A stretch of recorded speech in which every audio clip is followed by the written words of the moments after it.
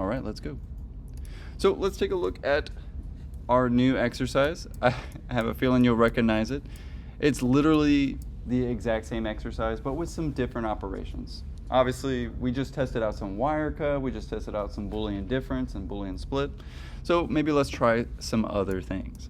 In my case, I'm not going to read it out to save some time. I'm just going to dive right into the steps. So step one, very familiar, a box, right? In fact, shoot, I've already done that, right? So copy. Why work harder when I can work smarter?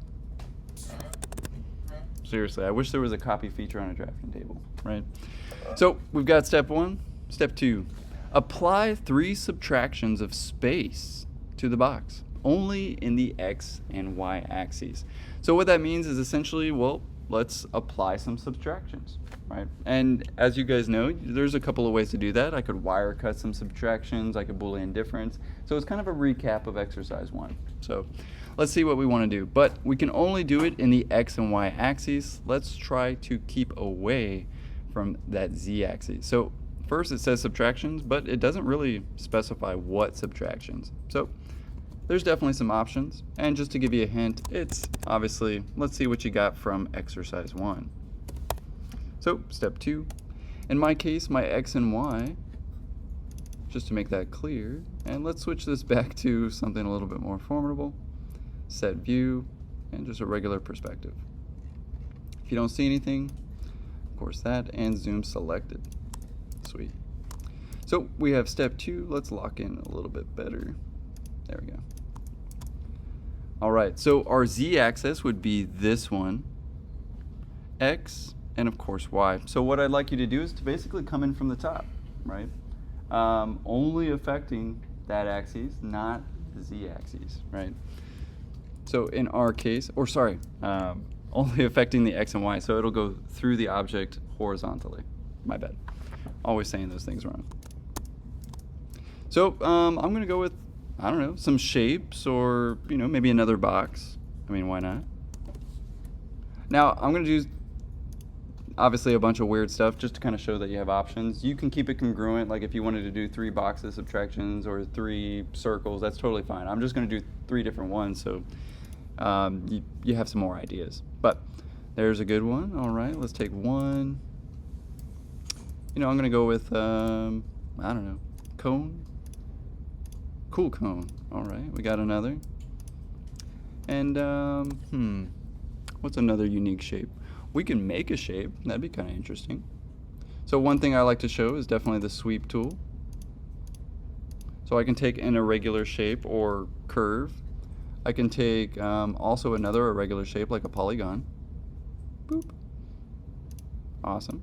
And I can rotate that to almost be like a profile. So if you can kind of squint your eyes and imagine real quick, and imagine this pentagon basically following this line to make a shape, we can definitely do that, right? So it's called sweep 1. I'll go over sweep 2 later, but it's gonna ask for the rail, which is basically what you want, the path that you want it to follow, followed by the section, right, or the shape in question. So we'll click there, enter. It's going to ask which direction. In this case, it doesn't really matter. We can go over that a little bit later, but you can essentially move this direction around. You can click on it to move it. In our case, it's a pretty congruent shape, so it doesn't matter. When we hit enter, it of course makes that shape. I don't know about you, but like, I hope some neurons are firing off. Like, I could totally use that in studio, right? Especially if I was coming up with my roof design, or again, my maybe overall massing or something. But that's looking pretty sweet. But technically right now it's an open object. And you guys may not know this yet, but if you want to subtract 2 objects from each other, they either both have to be open or both have to be closed, right? In our case, I can't take an open object and a closed object and Boolean difference them. The math doesn't work out, and it will basically say Boolean fail every single time. However, there's a wonderful tool. Take the object, or the surface, I should say. And if you didn't know it was a surface, you could type in what, enter, and you could actually get all the information about this object, right? It'll actually tell you if it's open. So, open poly surface with 5 surfaces. Wonderful, right? So we don't even have to guess. And let's just say this object is so small or too big to look at all at once, I could definitely type in what and go, oh, it is a closed object. I still need to close it, or it's still open, those kinds of things. So in my case, the command to close it is called cap, C-A-P. And when I do that, it of course turns into a solid object. So that's cool. I'm going to use these to subtract from my object. However, I do kind of want to show this in diagram. Keep in mind, it's a lot like exercise 1, so make sure you do read exercise 2, because it's more or less the same thing. But in our case, I do want to show off the diagram. I may want to show off even how I made some of those objects. So again, I might want to keep some of these elements. So the first thing I want to do is maybe place them, and only place them within the X and Y axes. Right? So we can definitely affect it in the Z, but we don't want to kind of go outside the box, if you will. And that's just to kind of, give us some direction. That's looking pretty cool. All right, we got a little bit of exit there, a little bit of exit there. I like it. I'm gonna go with this one, make it a little bit more interesting. I kind of want to take a lot of space out of there. Why not? We'll just affect that one. And don't get me wrong, we're not making necessarily beautiful objects in these first 2 exercises. We're really just trying to understand how this program works. So maybe I want it a little bit longer. I don't want to rotate it. That's looking pretty sweet. However, I need to show my steps, so I definitely want to make a copy of that. Boop, copy. And I'll go ahead and apply the operations. So in my case, I'll take my overall piece, and some of you guys may have figured out this in exercise 1. Sometimes you can just start off with highlighting nothing. Sometimes you can start off with the item you want to cut with. Sometimes you can start off with the nothing, right, and just follow the command bar. For me, eventually it becomes secondhand, and again, my favorite tool is Boolean split. So in my case, it's going to ask me immediately, what do I want to split with? Those guys, and of course, enter. And we have our overall object. So in my case, I want to start with my next step, copy, and move on. Oop, a little off. My OCD brain will freak out for a little bit, but all right, we got an overall object. We've definitely subtracted from it, and it's somewhat visually interesting. It doesn't have to be ugly like this one, but if you want to make it congruent, symmetrical, and use your compositional skills that you learned in D1 or D2, by all means, make it a nice object. But in my case, it's just going to look like a goodwill symbol for today. So, or number 9, I'm not sure. I don't know. It's another ink blot test. But in our case, let's see what step 3 is. Step 3, apply 3 additions of a pipe-like, and that is in air quotes for, well, define what a pipe-like thing is. To be fair, as long as it's long and linky, I mean, we get to define what a pipe is. And you kind of saw a little bit of that in terms of the object that I made with sweep 1. So let's make some pipe-like objects to intersect in any axis, so X, Y, or Z. Sweet. So we're going to noodleify is typically what I call this. But what's kind of nice about at least pipe-like objects, especially like handrails, and I can think of many pipe-like objects in architecture, like the beams, the columns, the mullions. I mean, we work in nothing but straight lines and profiles sometimes.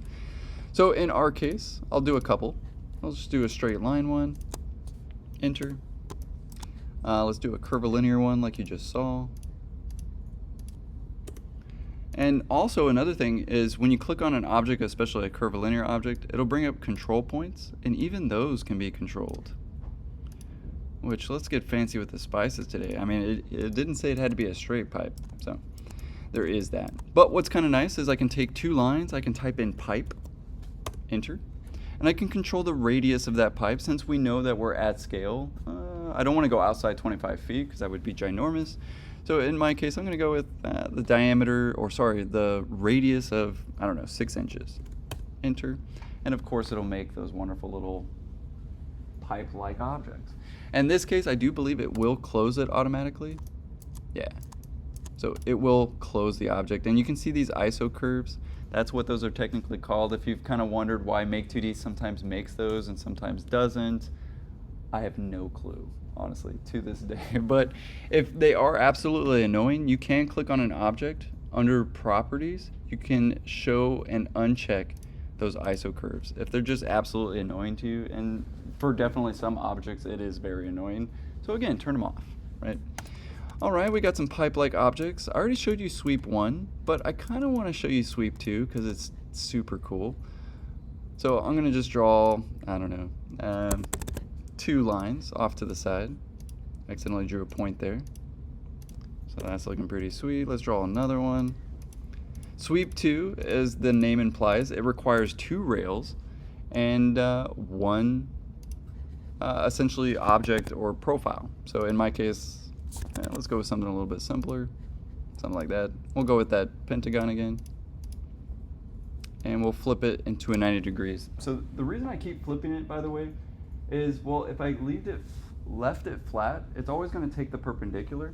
So it would just kind of make a weird flat shape, if you will. But immediately, since I've made it to the opposite, the 90 degrees, obviously it's going to take that profile. So even if I kept it at an angle, which some people do, they can kind of loosely get that angle too. Like if I was making a ribbon, don't get me wrong, we don't make a lot of ribbons in architecture, but if I was, that would be something I'd start to apply, right, to kind of give it that ribbon-like atmosphere, or that ribbon-like quality of form, right? The second rule when it comes to sweep is they do need to be near each other, and arguably that's not quite near yet. So I'd want to get it pretty close, if not close, if touching, right? You almost nearly want them to touch when it comes to a sweep, and you can test around with that if you'd like to see why. This one's looking a little off. I kind of want to see what it does. So let's type in sweep 2. It's going to ask for both rails. So in the first rail, it's going to ask for the second rail, and then it's going to ask for the sweep. Enter. And it does the direction again. In this case, it's congruent, so it doesn't matter. But when we enter and we sweep it, wow, what an interesting pipe-like object. Now, don't get me wrong, I'm making some ugly stuff today, but really just for the sake of example, right? How it can take both of those curves and it's basically rounding them together. Again, I could section off this, and man, that's like the abstract model for a project, right? You see where we're going with this. I really just want you to know the tools and start to get familiar with the piano, or the instrument, if you will, of how it works. Obviously, we got to close it, so we'll cap it. And for the sake of this step anyway, we'll go ahead and use these 3 ridiculous lines. But in our case, it said I can affect the X, Y, or Z, so I'm going to get fancy with the spices. You know, I do kind of want to interfere with some of these spaces. I kind of like how, you know, there's kind of an inside-out relationship. That's kind of neat. But we're going to add these, right? So keep that in mind. Don't get me wrong. Exercise 2 is probably my ugliest exercise. They often do not make a very pretty object, but keep in mind, that's not what I'm grading here. Really just want to see what kind of tools we're using. But that's looking pretty sweet, and that's looking a little turd-like, but that's okay. I don't know, for a long time in high school, we learned Cinema 4D, and basically we had a very lazy teacher. And the entire semester, she goes, here's a tutorial of how to make Shrek and the whole scene of Shrek, right? Because Shrek had just came out that year. Shows you how old I am, but that was 2001. I learned so much just teaching myself that entire semester, watching this video over and over again. And even though I've never built Shrek again, it taught me so much about how the digital world works and how to shape an object, how to make his ears, how to shape some certain things that I didn't realize until much later that it was going to help me understand architecture that much better. So again, that's why we do these things. But let's make it weird. Let's get a couple things in there. Keep in mind, something you might notice is that I constantly go outside of the object and inside the object. So for instance, something like this, and let's move that maybe down. Where's my down arrow? There it is. See how it only goes into the object and it stops inside? That sometimes doesn't work, right? When it comes to the Boolean split or the Boolean operation. So don't get me wrong, you might have to be a little fickle with it and kind of move it around a little bit and go, oh, okay, now that, ooh, okay, it's inside. You see what I'm saying? But if that was slightly outside like this, ooh, that might give me a little bit of trouble, because in this situation, it's going both inside and outside the object, and the computer's like, dude, I don't know what you mean by inside or outside. You have both, so it'll error, right? So just in case you're getting some errors during this step, right, just keep that in mind, that it does need to be inside the object completely, and very often go from outside to inside and back to outside. So keep that in mind. That's looking pretty good for step 3. Not gonna lie, it's pretty ugly. I like it. All right. So we'll take that for our next step, and we just need this piece. Keep in mind, again, I save these steps because I do need to show my work for this diagram, but I don't necessarily want to always do that over and over again. So sometimes I'll kind of leave it unoperated just in case I do need to shift it really quickly, right? So let's do it. Boolean split, or sorry, in this case, we need to add, right? So additions, we need to put them together. Some of you guys may know this already. We can Boolean union, which is basically like an addition. In this case, I can actually select all 4, enter, and voila. Well, since it's all one object, of course it turned all into the exact same layer. Funny enough, if we take a look at this in like a ghosted view, you'll see that it quite literally is just one object, right? Now showing the inside and outside. Now this pipe-like element, it's literally a part of the same inside space versus the same outside space. So again, if you see, this is actually a good instance where everything worked just fine, but you'll notice when it doesn't work, some of those pieces would have stayed blue, right? So it immediately tells you which is working and of course which is not working. Now, last but not least is step 4. Sorry, not the last one. Oh, it is lastly. Lastly, create a 30 by 30 unique surface to slice through the object into 2 pieces. Now, that is pretty vague, and to be fair, there's a lot of different ways to make surfaces, so I'll go over at least 2.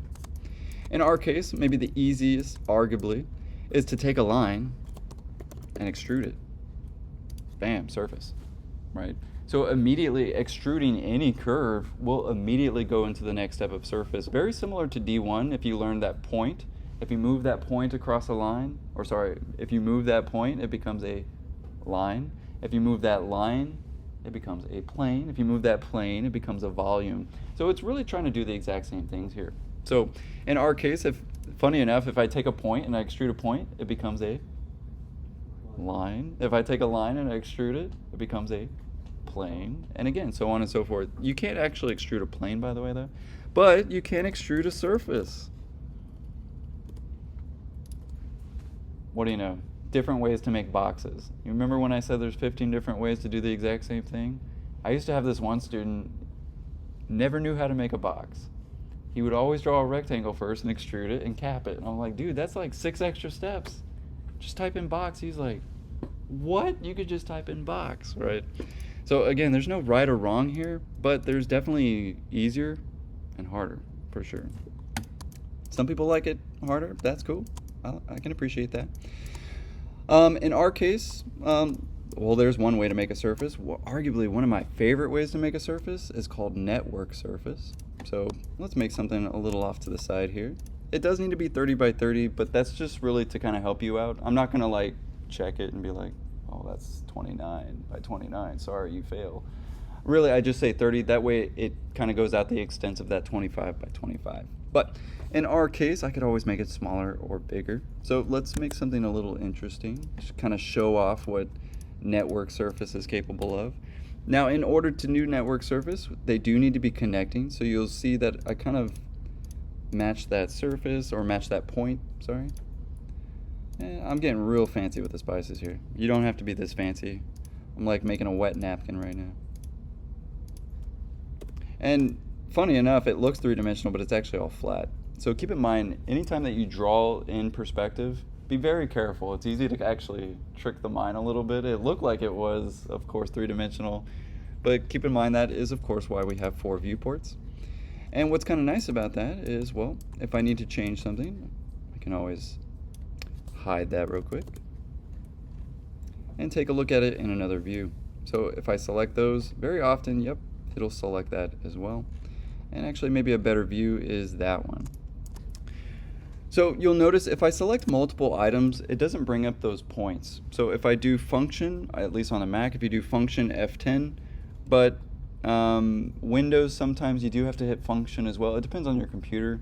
But F10, the key, don't type in F10. I've had students just type in F10 and they're like, sir, it's not working.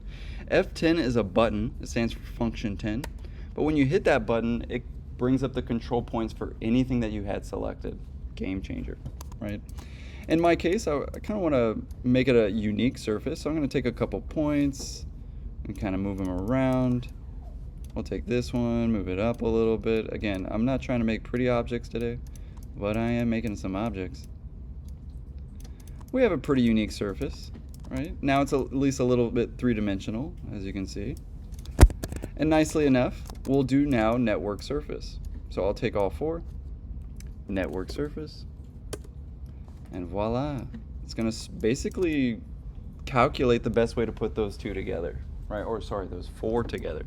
Now, to be fair, there are a lot of options with this. I'm not necessarily going to go too much in depth until we get there, right? Obviously, exercise 5 has some more things about it. Anyway, but we'll press OK for today, and we'll use that as our cutting surface. Well, I'll do both, but in our case, let's show all those back up. And let's get a cutting. So let's get those out of the way. I don't know, sometimes I'll just make this box bigger. Boop. Come on, there we go. There we go. Gets the step involved. But let's take this piece now and do a step 4. You can also unselect something, by the way. You don't have to reselect every single time. But let's split this guy in two. And now it doesn't say whether the X or Y, it doesn't say I can't come in diagonally or anything like that. But overall, I do want to show off that I'm basically splitting this object. And my camera is finding a hard center, so again, I often just have to restart it by zoom selected. And again, just an absolute game changer. So let's split this in half. Arguably, there's a couple ways to split this in half too. My first and favorite tool, trim. Let's see what happens when we trim it. We'll take the piece, TRIM, and we'll cut that piece off. Well, sweet, it totally worked, but uh-oh, it left it completely open. That's no good, especially if I wanted to 3D print it, or especially if I wanted to show off the massing. Uh-oh, there goes the massing, right? So don't get me wrong, maybe we need this surface after all. However, I should have made a copy before I get too excited, because I do want to do it a couple different times for you. And we'll move that one a little bit over there. How are we on time? Okay, we got 30 minutes for Illustrator. Good deal. Have a good one. Where was I? Oh yeah, so trimming. We could take the object itself, trim, and we could select the bottom piece too. Right, so again, we're kind of using it as almost like a ruler or an edge. We're deciding what is doing the cutting, and then we're deciding the object to cut off, almost like a piece of paper against a desk, right? Where the desk is the trim, and the paper is what is being trimmed. So there's one way. The next thing that we could do is actually take the desk and trim off the excess. So if I do trim, and I click on this, hey, there's that piece I needed. So don't get me wrong, it can work sometimes. Now in my case, we got lucky, because that doesn't always work. So let's try and go for a failure here. See if I can get it to fail on us. Let's copy this one. Place that one. And yeah, this is definitely where it'll fail, especially since it's not going completely through the object. See how it's like on the line of the object? That's as equal as to as being inside the object. So check out what happens if I try and trim now. Trim. Nothing happens, right? So it does need to go completely through the object. Keep that in mind. Let's see. Well, technically that's completely through the object. However, that's not.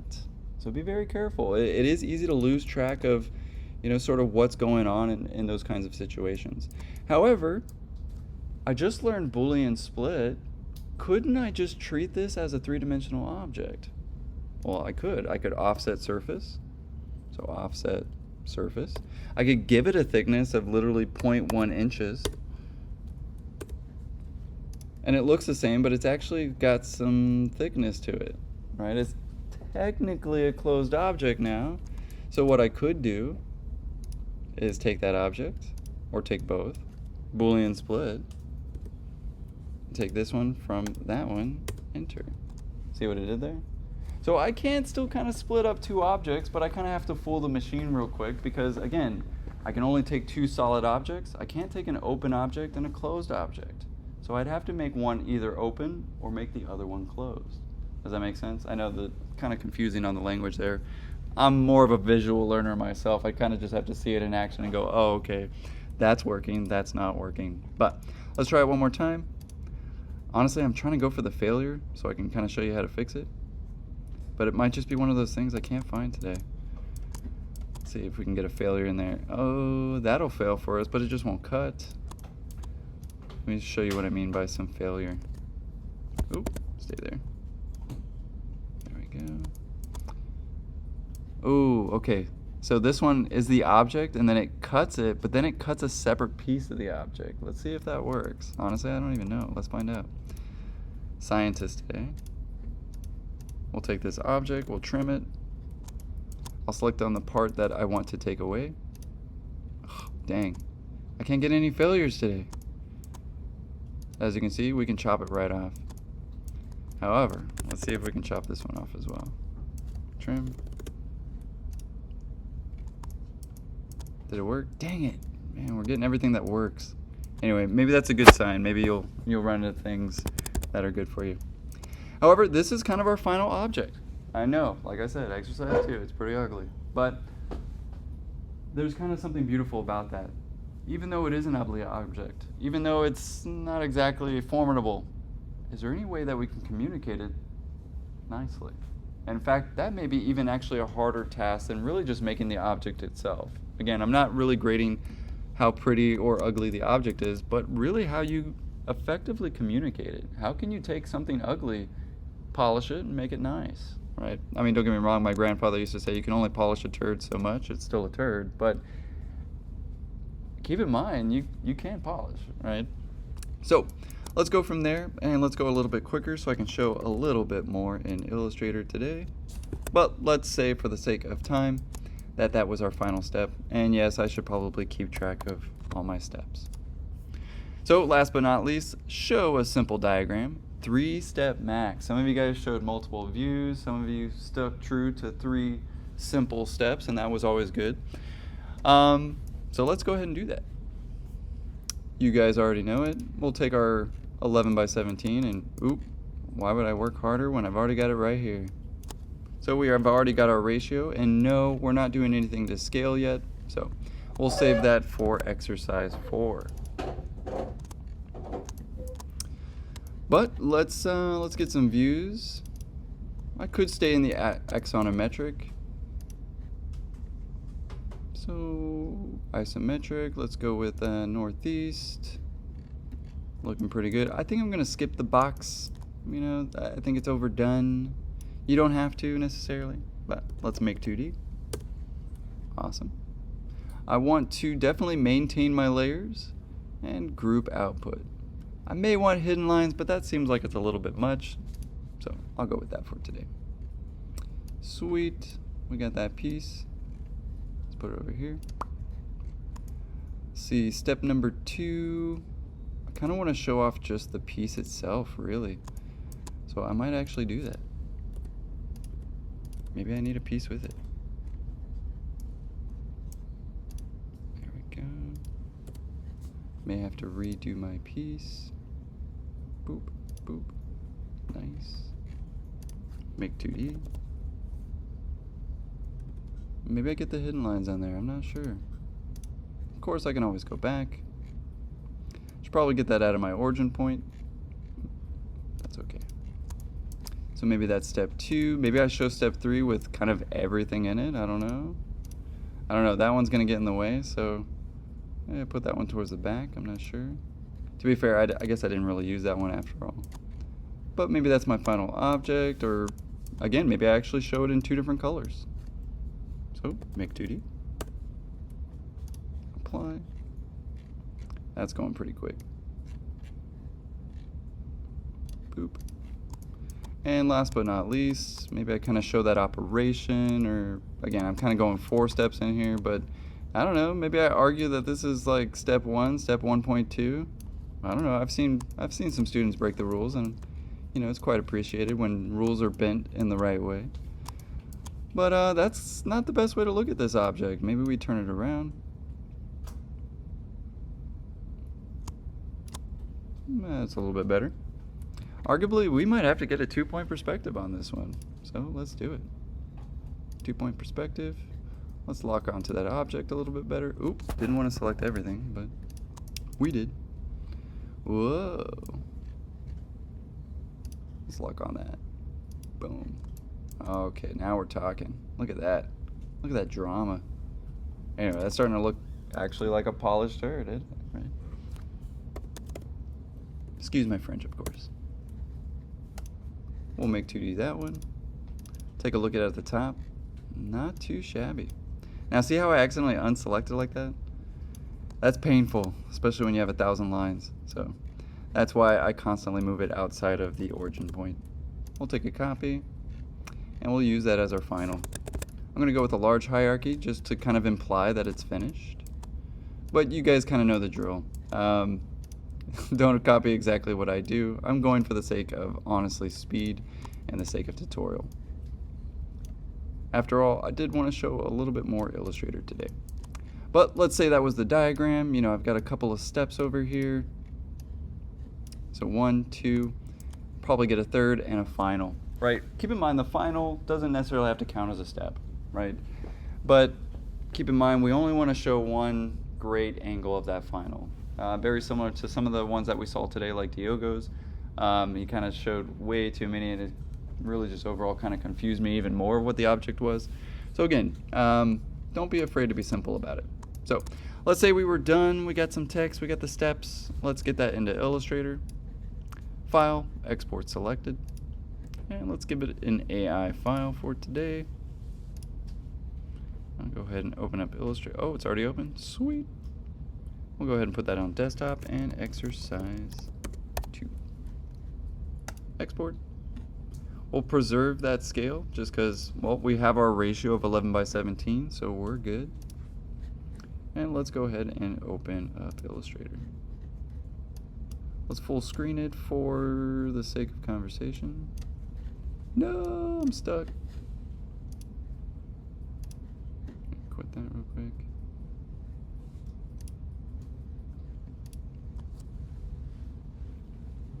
There we go.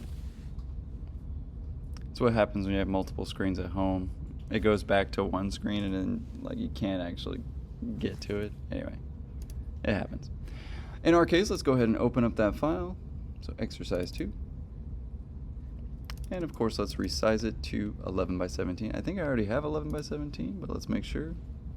Document setup, edit artboards, and it is a 18:12. All right, very close. I guess my default is a little bit off. All right, we got our 11:17. We'll go back to our selection tool, line up one of those moments.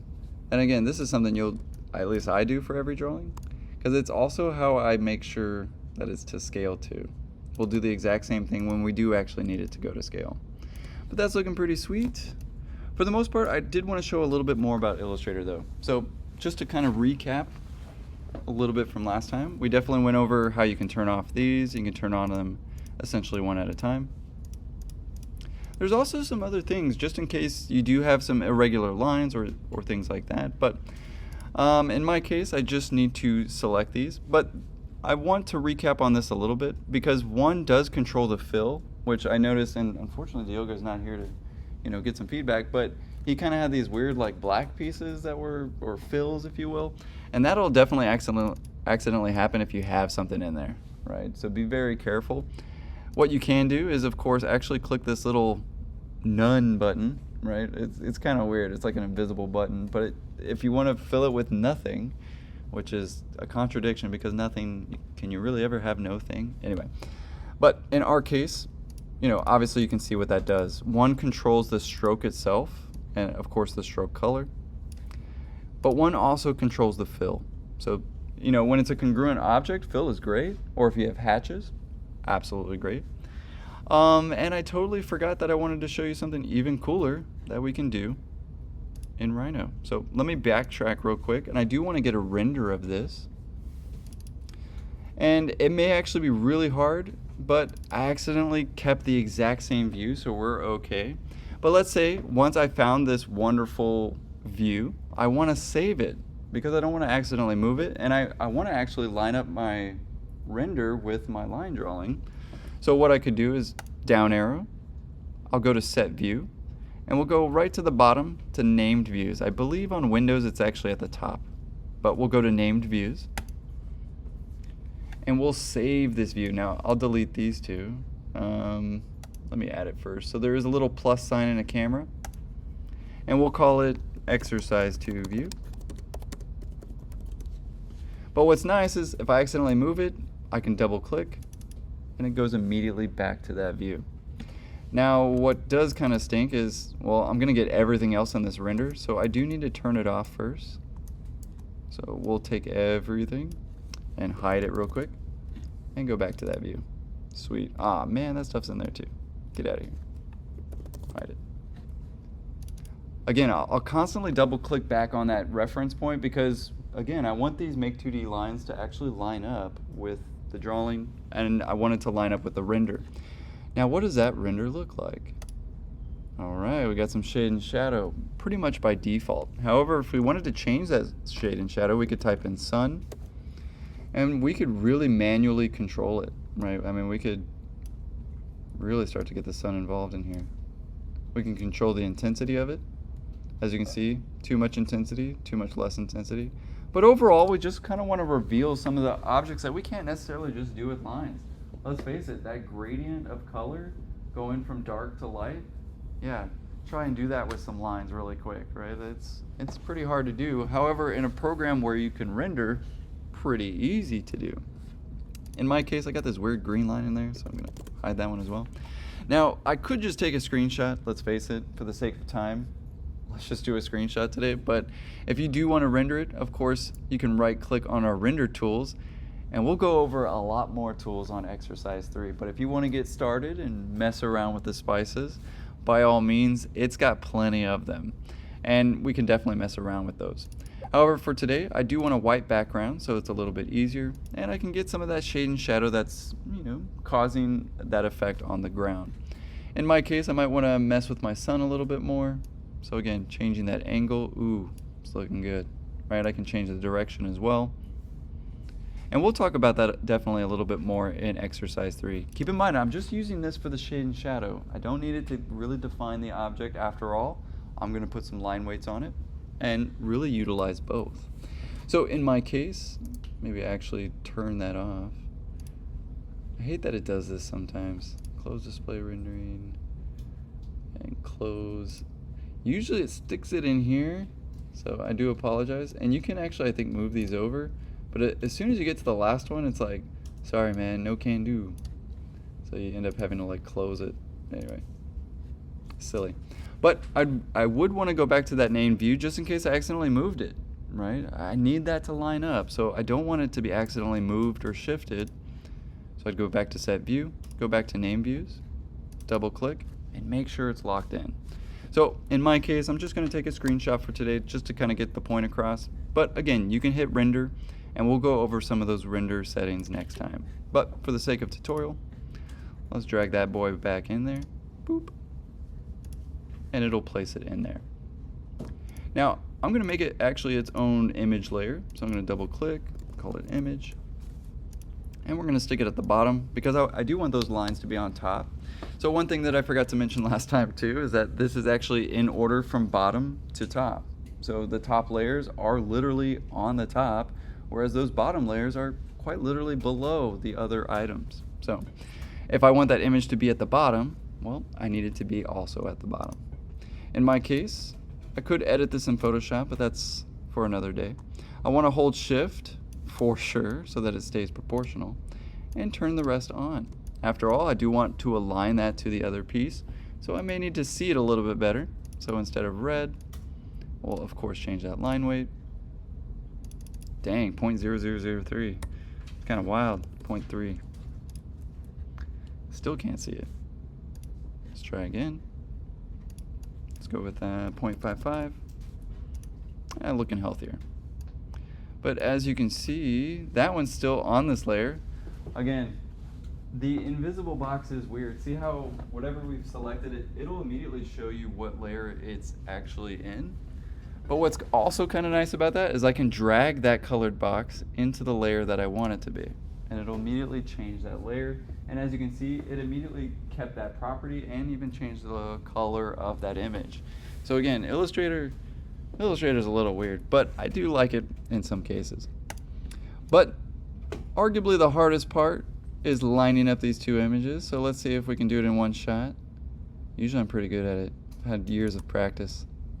Damn, I'm good. Sorry. That doesn't normally happen, right? You will, and hopefully you kind of saw what I did there. I lined up one thing, and then of course tried to just match the shape. However, let's do what we're probably going to do, is we're accidentally going to do this. We're actually accidentally going to make it unproportional. So be very careful. That'll never line up. As soon as you accidentally change its proportion, you will sit there, like I did as a student, for 3 hours and wonder what the hell is going on. If that be the case, put it in again. If it takes more than 30 minutes, if you spend 30 minutes on something, you are spending too long on something. When in doubt, I know it stings in the back of your mind, but do it again, because typically you'll actually find out what went wrong. Gosh, I wish I had that advice a long time ago. But we do want this to essentially line up. That way we can get some line weight in there, and of course get some of the shade and shadow of the image. To be fair, I'm a little off. You see it at the top a little bit, but you know, fake it till you make it. But what's really nice about that is now we get actually the line drawing. We start to get the diagram and the explanation of it, but then also the shade and shadow quality of it as well. Keep in mind, we can also take the image, we can lock everything else real quick. That way we don't accidentally move the lines. And we can further dial that in just perfectly. And it should be absolutely perfect, especially if you did the lining up of that view and of course the exact same lines, right? It'll match up, of course, every time. But in our case, that's looking pretty good. I might want to change the line weight. I might even want, especially in the final image, to get some hidden lines in there. That might be actually kind of nice. I can also change the transparency if it's just a little too much, right? So I could take that image and of course even tone it down a little bit if it's just a little too much. I can't really make it any darker in Illustrator, but I definitely can tone it down. Very often, and some of you guys may have noticed this with the first print, often it comes out darker when it prints. You guys notice that? You totally will as we go through this class. But very often you'll see that I actually lighten things by 50, 25%, even 75%, just because I know it's going to come out much darker on that printer. So very often I'm compensating for actually what I do want and the level of clarity and lightness that I do want, so that I can match actually what I want from the screen. But that'll definitely take some time. The last thing I really wanted to show is that we can actually make some arrows with these things. So don't get me wrong, yes, I said don't draw in Illustrator, but for the sake of tutorial today, I just kind of want to show that you can. But keep in mind, if there's nothing there, it'll literally draw nothing. But you can take this piece. Some of you guys may have noticed this as well, but if you go to the stroke, there's this thing down here that says arrowheads. No, you don't have to sit there and draw arrows. In fact, it has tons of them for us. I mean, don't get too weird. I mean, this isn't like, 1858, or anything. It doesn't have to be like a fancy serifed arrow by any means. And that one I would say is a little too fancy. For me, a simple arrow is good, but you can even show scissors. You can even show some other things. Maybe that wire cut that I was doing. How cool would it be if the line actually showed you cutting, right? So we can even use some pretty universal symbols, like somebody in Japan, somebody in China, even though they don't know what the word scissors is, they know what scissors looks like. So does that 3-year-old, by the way. I don't even have to put a step 3. They know immediately what I'm doing, right? By simply just understanding the object. Now, if you want something more than scissors, there's this wonderful site called Noun Project. The Noun Project. And it's a completely open source for just about any image. So, I don't know, what if I wanted a camera? Well, I wouldn't sit there all day and draw cameras, would I? I would just load in some, right? Or what if I need, I don't know, Maybe one that I made, San Antonio. Oh, good. It's still there, right? So, I mean, don't get me wrong. At the end of the day, I could either write San Antonio or I can show San Antonio. Does that make sense? Now, obviously, we're not going to show San Antonio in exercise 2, but if I want to show cutting, if I want to show addition, if I want to show subtraction, there's definitely different ways than just writing subtraction. There's definitely different ways than just showing it gone or versus there, right? Sometimes that's not enough to, of course, communicate what we want to say. So again, I know this is a little bit rough, but I do want to end it in a timely manner. We do have about 6 minutes left for questions. So just to recap, some of the steps that we went over. Woo. Oh, gotta show it. There we go. Wow, I'm all over the place. This is hurting my OCD for today. But just to recap, obviously we started off with a box just like exercise 1. We subtracted 3 elements, right? Those could be honestly any solids whatsoever, as you guys saw there. Then we added 3 pipe-like elements. We built a surface in 2 different ways. And then we definitely went over 2 different ways that you can splice this or trim it, right? Last but not least, we went over very briefly how we can start to render and show shade and shadow at the click of a button, right? I know some of you guys who just took Graphics 2 are like, I hate you, right? Because I just did it all, calculated it all. Some of you guys are probably in Graphics 2 right now going, hey, can I use this? Right? Especially when you're going to get to the calculating of shade and shadow. Truth be told, you could if you knew what you were doing. And I can definitely help you do that, but it definitely requires establishing that horizon line, finding the vanishing points, and doing all that actually still technically. What's nice is that what we do on the drafting table is exactly what we're doing here. It uses the exact same elements, and hopefully you'll start to really appreciate that as, of course, the course continues. But before we end it for today, any major questions, guys? Anything that maybe you wrote down or came up? Yes, Noel? Was that earlier when you said you did like the line weights in Illustrator? Yes, thank you for reminding me. The question was, what about those line weights you mentioned in Illustrator? Absolutely. So one thing that we can do is we can actually draw a few lines. And to be fair, I don't like drawing in Illustrator, as you can see. But there are some cool ways. I can hold Control, Option. Oop. Maybe it's not. Am I stuck on something? Is it locked? Because that'll do it too. Oh, there you go. Duh. There we go. So I can hold Option on Macintosh, and I can hold Alt on Windows and actually immediately make a copy. So that's kind of nice. But I could take these line weights, right, and go, well, let's try my thickest line weight. I'm going to go with, I'm going to go with 1.5. I'm going to make that my darkest element. All right, sweet. I'm going to go with my next lightest line. And, I just did 1.5, so I'm going to go with 0.9. And, well, maybe the same color or slightly less. And so on and so forth. And this, honestly, just comes over time. Honestly, what I've always done is just 0.11, 0.22, 0.33, 0.44, and I go in steps of 11. You can go in 0.5, 0.6, 0.7, 0.8. Doesn't really matter. I just like hitting the button twice. And, old habits die hard, for sure. But in my case, there is also some presets. They're not really great. There's not really a lot of options between them. But again, as you can see, I can really start to delineate some line weight. But what's interesting about that is, well, I can take all of, maybe this layer, right? So I'm going to take all of my red layer. I can go to the eyedropper tool, and I can go, well, match this one. You guys see that? Immediately change that layer. Oh, well, no, actually, I want to match this one. Immediately changes all that layer. Or does the stroke too? It changes the stroke as well. Be very careful. It'll also change the fill. Right, so if it was if I did that to a hatch object, it would accidentally turn all of those into fills too, so be very careful. However, I could also do that too, right? I can make a little box. Oh, sorry. I want to deselect everything. Again, deselecting in Illustrator is clicking outside of something, which is painfully annoying. But I could also make a box. Where'd it go? That's a gradient tool. Where's my shapes tool? This is why I don't draw in Illustrator. Because who wants to memorize a whole nother program? There it is. Alright, so I can do those as well.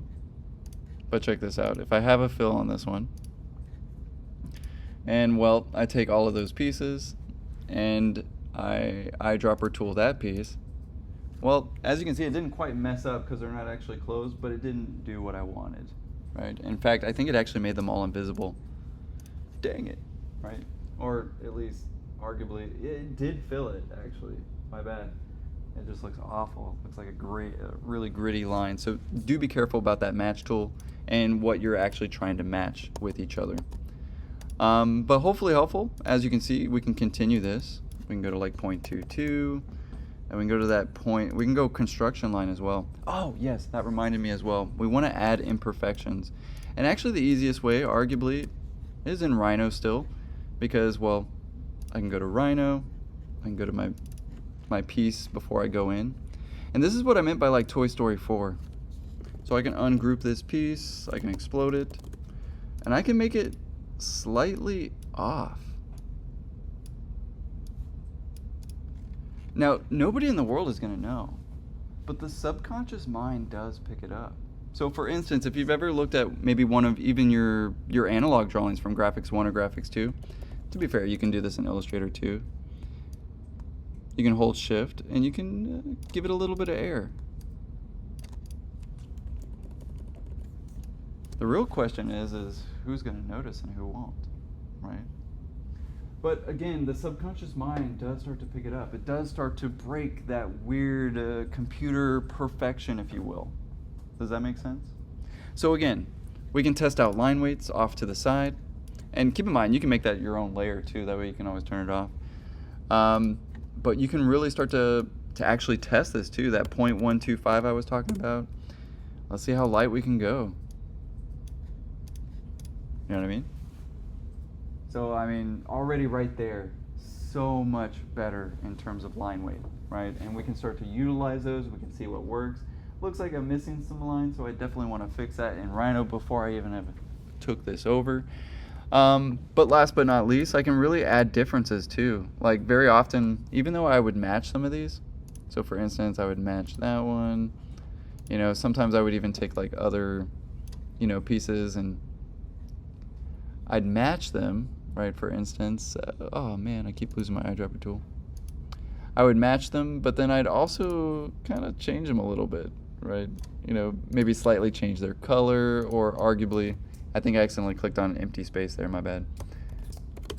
But even instead of 0.125, 128, right? So again, trying to give it that little bit of Toy Story 4, if you will, right? That little bit of human error that we experience on the drafting table that actually makes our drawings better.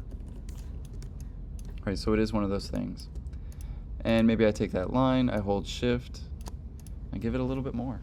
Right, so again, it is one of those things that, don't get me wrong, this is where the devil in the details, that saying, comes up. And arguably, if you've ever followed a digital artist, this is where I learned and picked that up as well. They said, add errors, add the construction lines, add the things that came before. So in our case, it's our drafting table. In many cases, you might have to look at an old drawing and go, what does make this so much better? Oh, I see the construction lines of how I made this entire drawing. Could I go back and add construction lines? Could I make a layer in Rhino called construction lines and just add them in? Absolutely. And in fact, you'll start to realize that is what makes a drawing pop that much more. That's what does start to confuse the mind, and instead of focusing that it was made on the computer, they start focusing on the form, the object, the design, the parts that you actually want to talk about during those reviews, right? Instead, they're like, hey, you used the wrong color. You're like, yeah, I know you used the wrong color, but can you talk about the design, right? They start to focus on what's actually important to you. So anyway, not to go over too much, I did go 2 minutes over. Great questions, and thank you for the reminder. Were there any last minute questions? Fair enough for exercise 2? Know what to do? Pretty much exercise 1, but with a little bit of difference. We'll end it there for today.